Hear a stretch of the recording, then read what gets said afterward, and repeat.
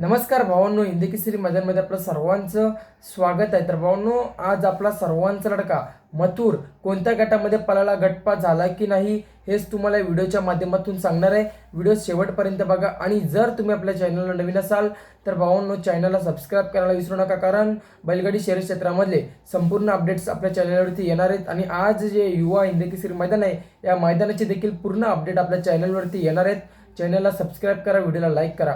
तर भावांनो, आज मथुर आपला नाशिक इथे पळण्यासाठी आलेला आहे आणि आज नाशिकच्या मैदानामध्ये मथुर आपला सर्वांचा लाडका मथुर गटपास झाला की नाही, कोणत्या गटामध्ये पळाला, तर भावांनो युवा हिंदी केसरी मैदानात संपन्न होत आहे आणि या मैदानामध्ये मथुर 1001 पळण्यासाठी आलेला आहे आणि गट क्रमांक 5 मध्ये तास क्रमांक 4 वरती पळाला आणि आज मथुरचा पायरा होता तो म्हणजेच लखन सोबत।